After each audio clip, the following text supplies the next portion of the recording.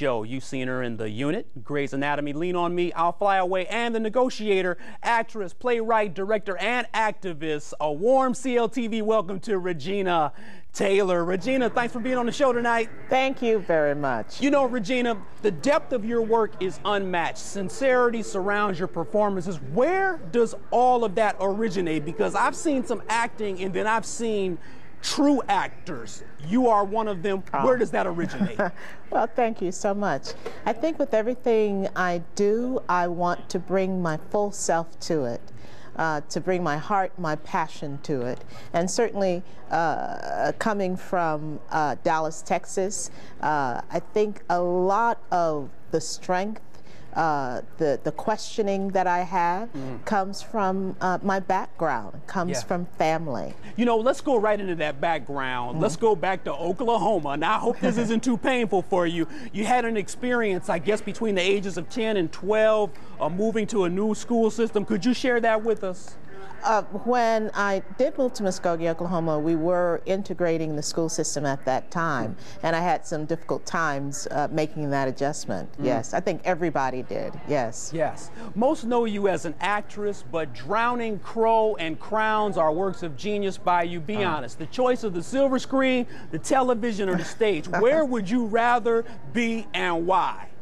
I don't think I have to make the choice. Fortunately, I don't have to make the choice, and I think all of it feeds the other. Whether I am acting in The Unit, whether I'm here in Chicago at the Goodman Theater writing a new play, Magnolia, whether I'm directing, it all feeds the other about living a creative life. Yes, that is the key. You know, Facebook and Twitter is blowing up already. I've got a comment from Stan. Stan says, I remember Regina from I'll Fly Away a few years ago, and I love her on anything she does. She is one talented lady. That's Stan on Facebook. Well, thank you, Stan. Stan is just wonderful there. I've got another comment here from Janita. She says, I absolutely loved her in Lean on Me.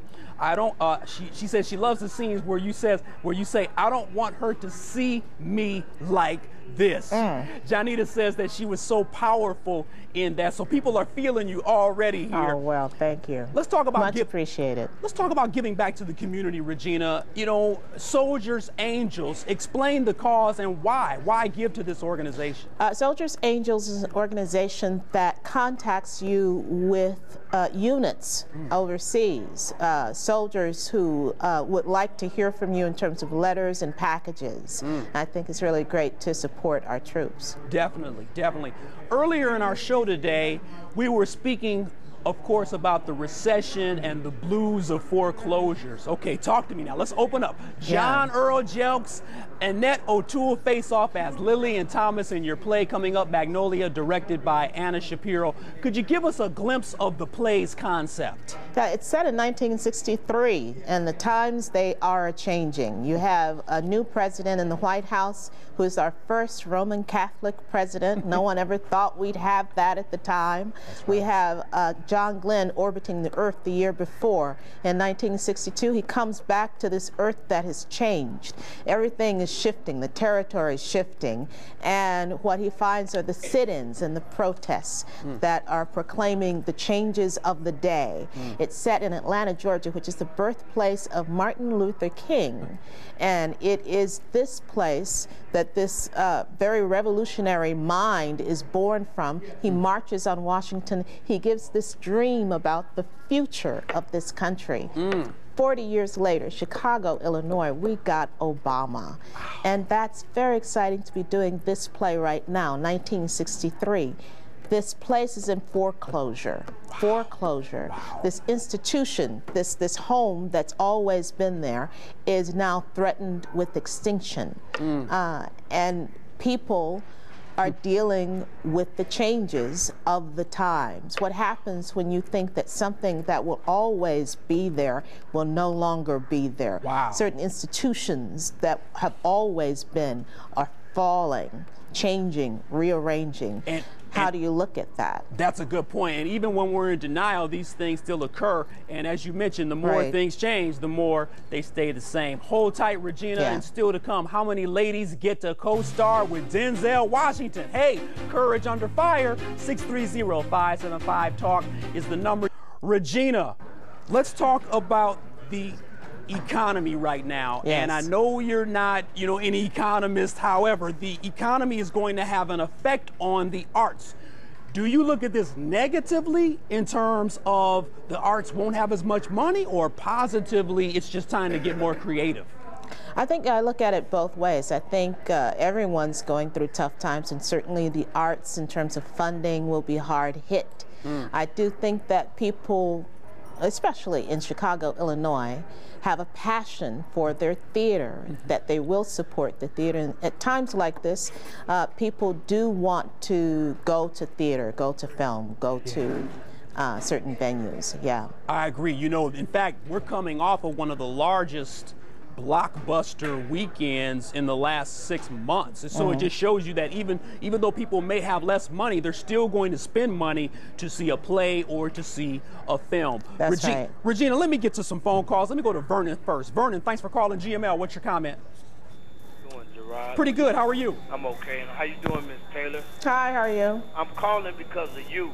Because you're a wonderful person for me to look at every Sunday. I love your show, and if CBS take it off the air, somebody gonna have to come see me, because I'm gonna be very mad, because you're a positive role model. You're better than Michelle Obama on that show. Oh, and no, I want to give it up all. to you. And I love your show too, Gerard. I appreciate that. Hey, Vernon, thanks for the call, man. Okay. We appreciate that. They love you, Regina. Oh, well, that's fantastic. They love your work, and I think it's because it's so genuine. I mean, I still get teared up in that episode in Clockers. When you are outside on the yard beating that boy up. Yes. I'm like, but that's the way parents think about their children. Let me go to Stephen next. Stephen, thanks for the call. Make it quick, Stephen. What's your comment? Miss Taylor, I just wanted to say I'm a big fan ever since I Fly Away. But going back to what you just said about the economy, there was this episode of The Unit you did when you talked to your daughter about fear. Did you have any input in that script? It was outstanding. Oh, thank you. We have a great staff of writers headed by David Mamet and Sean Ryan, who write the scripts. Wow. But I certainly felt that it was very true. Yes. Regina, I got about 10 seconds. Give me a final comment. Talk to me, Regina Taylor. I think in any times, whether these are good times, bad times, the most important thing is to put one foot in front of the other and keep on holding on, keep hoping that things will change, and keep striving. Yes. Regina Taylor, thanks for being on Garrard McClendon Live. We're going to come see you in Magnolia. We're going to see your writing of Magnolia at the Goodman Theater. God bless you now. Thank you. All right, take care. In life, a little rain must fall, and a Chicago Giant is taking his last bow. So I will say it for him tonight. This is Richard Pegee, and we're serious about our Dusties. We stand on the shoulders of giants. I'm Garrard McClendon. Keep your head up and be encouraged.